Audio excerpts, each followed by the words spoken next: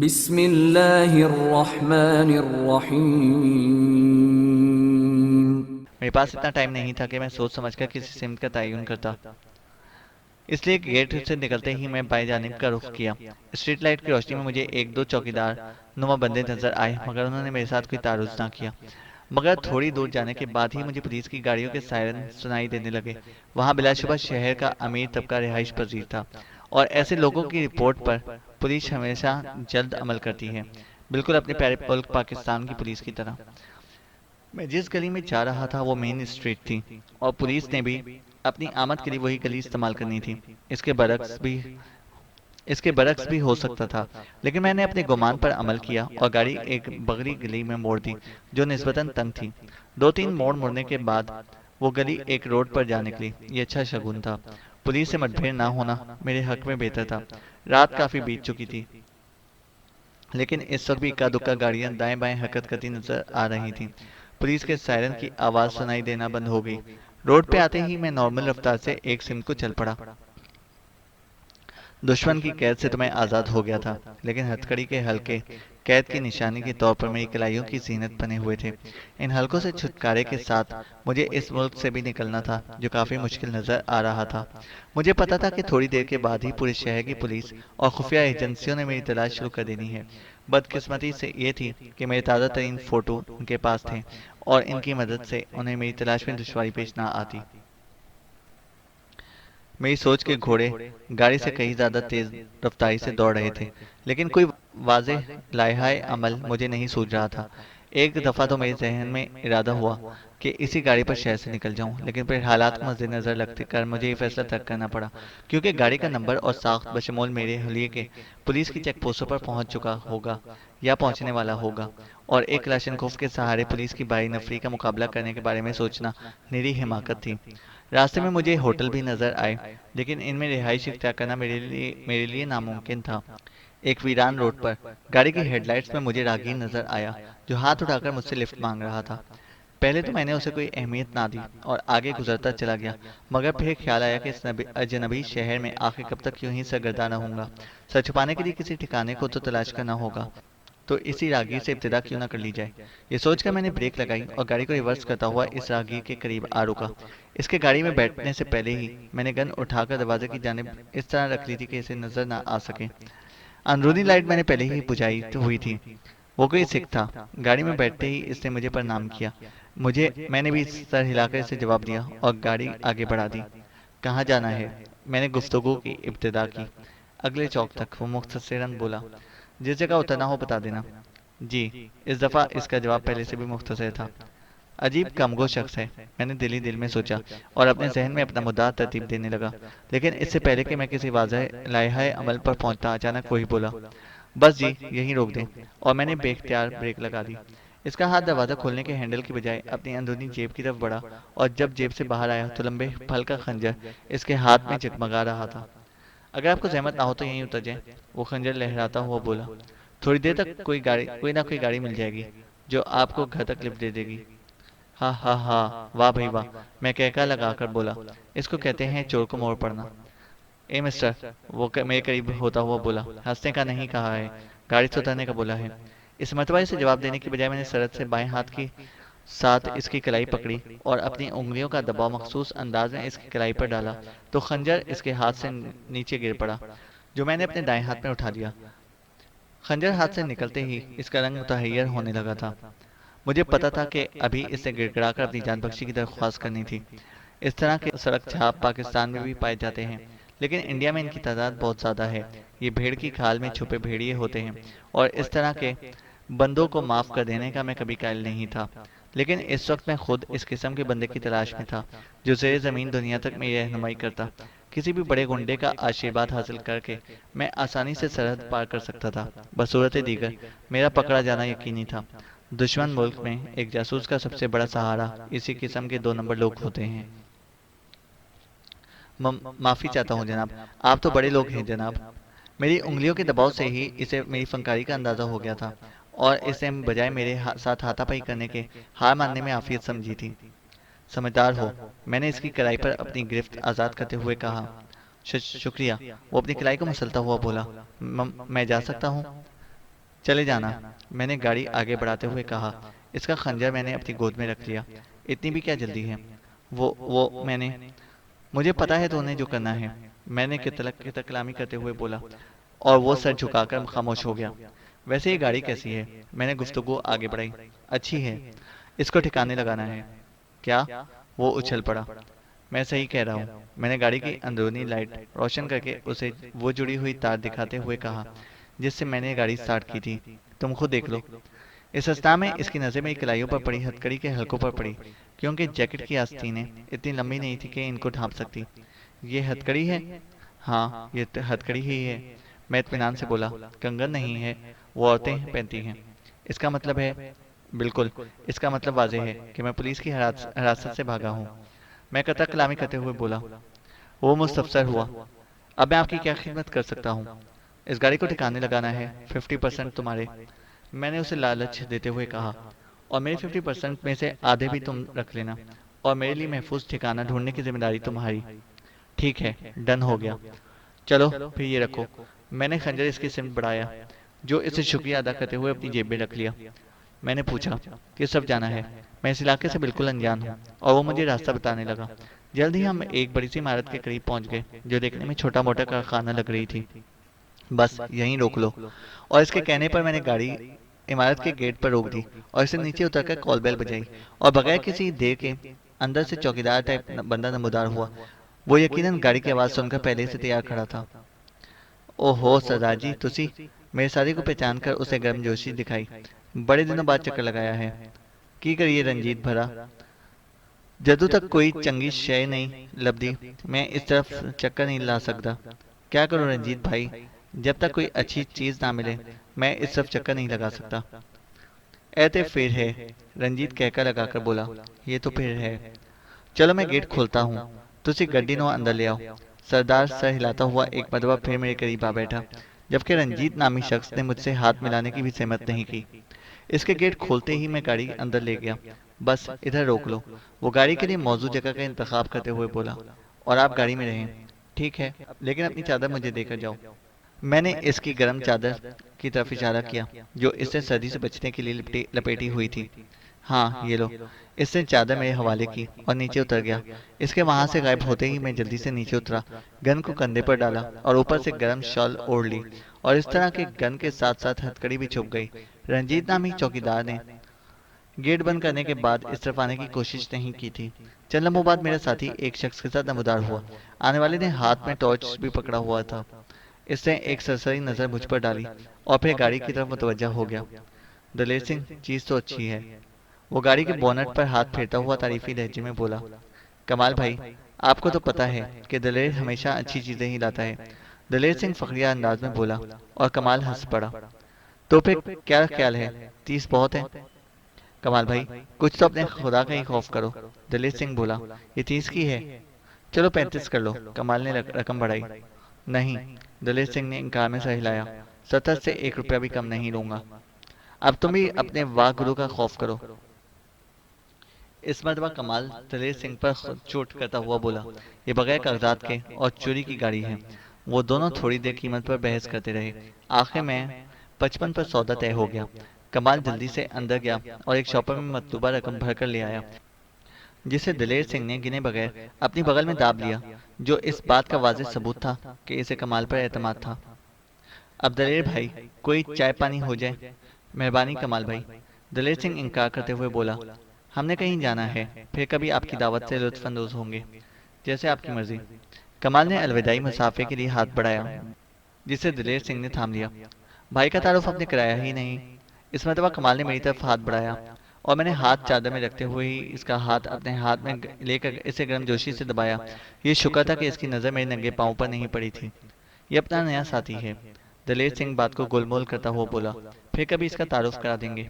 यूं भी इससे अब मुलाकात होती ही रहेगी। और कमाल बेसाख्ता कहका मारकर हंस पड़ा। ओके, फिर खुदा हाफिज। कमाल ये कहकर अंदर की जानिब चल पड़ा, जबकि हम बैरूनी गेट की जानिब बढ़ गए और चौकीदार से हेलो हाय करते हुए इस इमारत से बाहर आ गए। ये अपने पास रखो। गेट से बाहर आते ही दलेर सिंह ने रकम वाला शॉपर मेरी जानिब बढ़ाया, और मैंने खामोशी से शॉपर इसके हाथ से लेकर जैकेट की अंदरूनी जेब में रख लिया। आपका नाम? दलेर सिंह मुस्तफसर हुआ। अमीर खान। آپ کا مطلب ہے آپ مسلمان ہیں؟ الحمدللہ، میں آہستہ سے بولا۔ کس جرم میں گرفتار ہوئے تھے؟ یہ ایک لمبی کہانی ہے، میں جان چھڑاتے ہوئے بولا، فرصت میں بتاؤں گا۔ چلو ٹھیک ہے، اسے بھی اصرار نہ کرتے ہوئے بولا، اب جلدی چلو تاکہ صبح کی روشنی ہونے سے پہلے اپنی جگہ پر پہنچ جائیں۔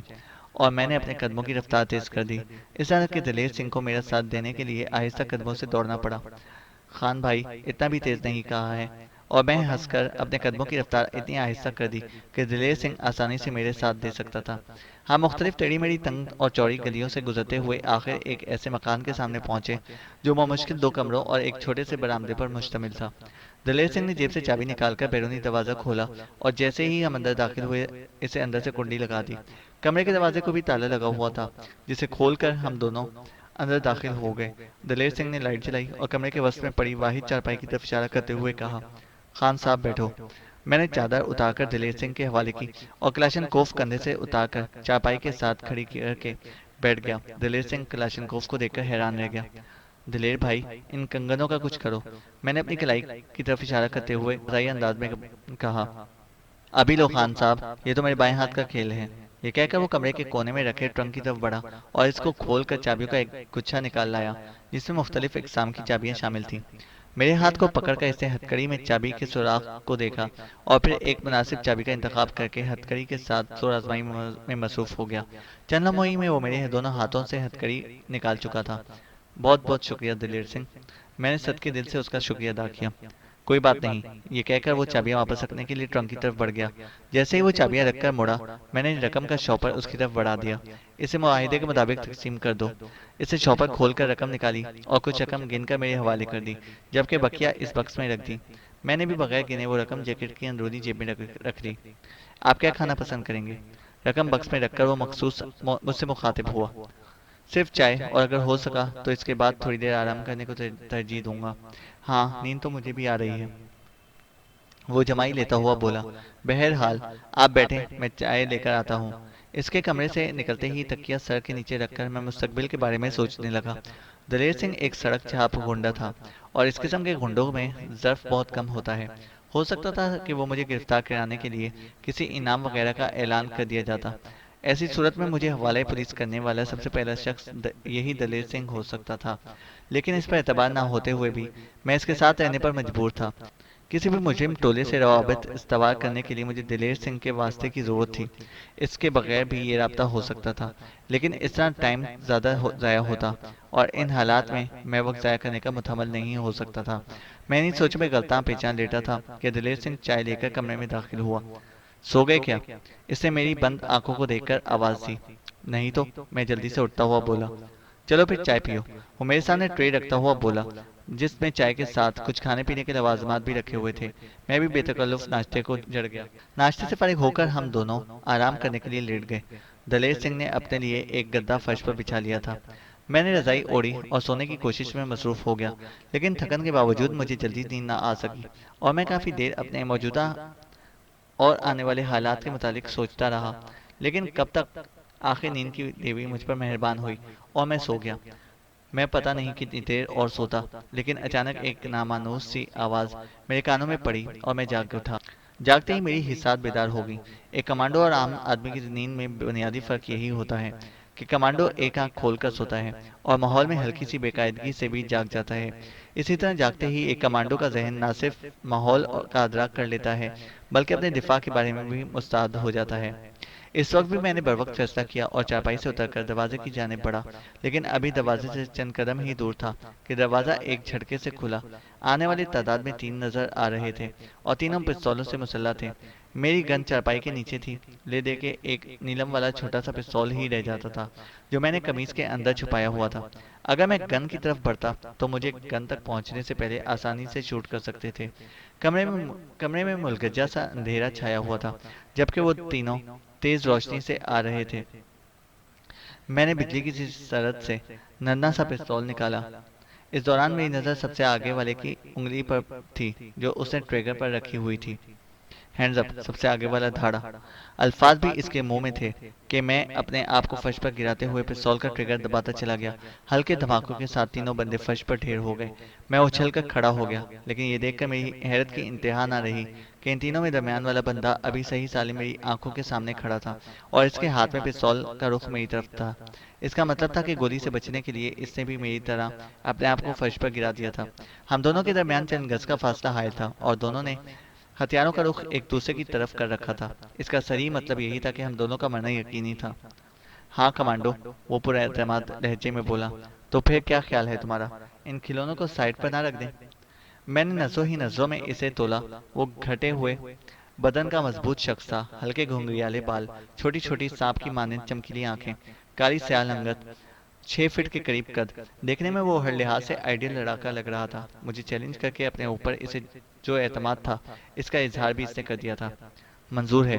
ایک لہجہ خاموش رہنے کے بعد میں اطمینان سے بولا۔ امیر خان، یہ غضب نہ کرنا۔ اپنے بستر پر بیٹھا دلیر سنگھ، جو پتہ نہیں کس وقت جاگا تھا، تیزی سے بولا۔ یہ کوبرا ہے، تم اس سے واقف نہیں ہو۔ خالی ہاتھ اس کا مقابلہ کرنا تیرے بس سے باہر ہوگا۔ دلیر سنگھ، تم سے تو باتیں میں بعد میں کروں گا، وہ کوبرا پھنکاتی ہوئی آواز میں بولا۔ آج سے پہلے تم صرف چور تھے، اب تم بھارت ماتا کے ساتھ غداری شروع کر دی ہے۔ واہ گرو دی سو، واہ گرو کی قسم۔ کوبرا، میں اس کو نہیں جانتا۔ دلیر سنگھ کا لہجہ رو دینے والا تھا۔ گھر میں تو اس طرح سلایا ہوا ہے جیسے تیرا بہنوئی ہو، کوبرا حرکخند لہجے میں بولا۔ اس سے مجھ سے غلط بیانی کی تھی کہ یہ کاچور ہے، دلیر سنگھ منمنایا۔ افسوس، یہ گاڑی تیرے لیے پھندا بن گئی۔ اس کے پیسے تم ہضم نہ کر سکے، بلکہ اس کی وجہ سے تو وہ کمینہ کمال بھی میرے شکنجے میں آ گیا۔ کوبرا، میں نے جتنی رقم کمال سے وصول کی تھی وہ ساری کی ساری واپس کرنے کے لیے تیار ہوں۔ رقم؟ کوبرا نے ایک بھیانک کہکا لگایا۔ تم سے تو اب کافی وصولیاں ہوں گی۔ میرا خیال ہے کافی ڈائلاگ بازی ہوگی۔ میں جو کافی دیر سے ان کی بکواس سن رہا تھا، اچانک بولا۔ اب کوئی کام کی بات ہو جانی چاہیے۔ عمر جان، یہی نام ہے نا تمہارا؟ وہ میری طرف متوجہ ہو گیا۔ عمر جان گنڈا پور عرف جانو کمانڈو، میں مزاحیہ انداز میں بولا۔ چلو پھر کمانڈو صاحب، پستول سائڈ پر کرو۔ یہ کہتے ہی اس نے اپنا بازو جھکا لیا اور میں نے بھی پستول والا ہاتھ نیچے کر لیا۔ پستول جیب میں نہیں رہے گا، یہ کہہ کر اس نے اپنا پستول کمرے سے باہر پھینک دیا اور اپنے پاؤں پر پڑی دونوں لاشوں کے پستول بھی اٹھا کر باہر پھینک دیے۔ اس وقت اگر میں چاہتا تو آسانی سے اس کو نشانہ بنا سکتا تھا۔ کوبرا، جیسے ہی اس نے پستول باہر پھینکے، میں نے آہستہ سے پکارا اور اسے بے ساختہ میری جانب دیکھا۔ کہتے ہیں جنگ اور محبت میں سب کچھ جائز ہوتا ہے، اور میرا پستول ابھی تک میرے ہاتھ میں ہے۔ میری بات سن کر کوبرے کے چہرے پر مسکراہٹ نمودار ہوئی، مگر یہ مسکراہٹ اعتماد سے محروم تھی۔ تم اس طرح نہیں کر سکتے جانو کمانڈو۔ کیوں؟ میں نے مسکرا کر کہا۔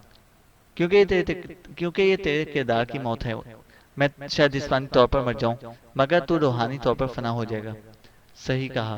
میں نے اپنا پستول باہر پھینکنے کا ارادہ کیا۔ نہیں، اس سے پہلے کہ میں پستول میرے ہاتھ سے نکلتا، دلیر سنگھ چیخ کر بولا۔ اپنی موت کے پروانے پر دستخط مت کرو، تم اسے نہیں جانتے۔ مشورے کا شکریہ۔ میں نے مڑ کر دلیر سنگھ کو دیکھا اور اس کے ساتھ ہی پستول کمرے سے باہر نکال دیا۔ مجھے تم سے یہی امید تھی، کوبرا زہرخند لہجے میں بولا، لیکن تجھے دلیر سنگھ کی بات مان لینی چاہیے تھی۔ پستول کے سہارے تم یہاں سے فرار ہو سکتے تھے۔ مگر میں اس کی بات کا جواب دینے کی بجائے اسے گھورنے پر اکتفا کیا۔ کیوں، بولتی بند ہو گئی کیا؟ مجھے خاموش دیکھ کر وہ اکتفا بھی گویا ہوا۔ کوبرا، تمہیں کیسے پتا چلا کہ میں اس گھر میں ہوں؟ ہاں ہاں ہاں، اس نے ایک مرتبہ پھر کہہ کر بلند آواز میں لگایا۔ تم کوبرا کو جانتے نہیں، اس لیے یہ بات کر رہے ہو۔ تم اگر پاتال میں بھی جا کر چھپ جاتے، کوبرا تمہیں وہاں بھی ڈھونڈ نکالتا۔ اب چونکہ تیری سانسیں پوری ہونے والی ہیں، اس لیے بتائی دیتا ہوں کہ تم نے جو ڈبل کیبن ڈبل ڈور کار کمال ورک شاپ میں فروخت کی تھی، اس کے بارے میں مجھے علم ہو گیا۔ کمال سے پتہ کرنے پر دلیر سنگھ کا نام معلوم ہوا، اور اس کے بعد 2 جمع 2 4۔ یہ کہتے ہی وہ اچھلا اور اس کی زوردار فلائنگ کک میری چھاتی پر لگی۔ میں اس حملے کے لیے تیار نہیں تھا، اس لیے بے خبری میں مار کھا گیا اور کولوں کے بل زمین پر جا گرا۔ نیچے گرتے ہی میں پھرتی سے اٹھ کھڑا ہوا، لیکن کوبرا مجھ سے پہلے سیدھا ہو چکا تھا اور حملے کے لیے پینترے بدل رہا تھا۔ میرے کھڑے ہوتے ہی وہ بائیں پاؤں پر گھما اور دائیں پاؤں کی ایڑی میری چھاتی میں دے ماری، لیکن اس وار کو میں نے دونوں کلائیوں پر روکا۔ ابھی میں اس وار سے سنبھلا ہی تھا کہ اس کی بائیں ٹانگ میرے پیٹ میں لگی۔ میں اڑ کر چارپائی پر جا گرا، میری سانسیں رکنے لگی تھیں۔ دلیر سنگھ کے کہنے کی طرح وہ واقعی بہت اچھا لڑاکا تھا۔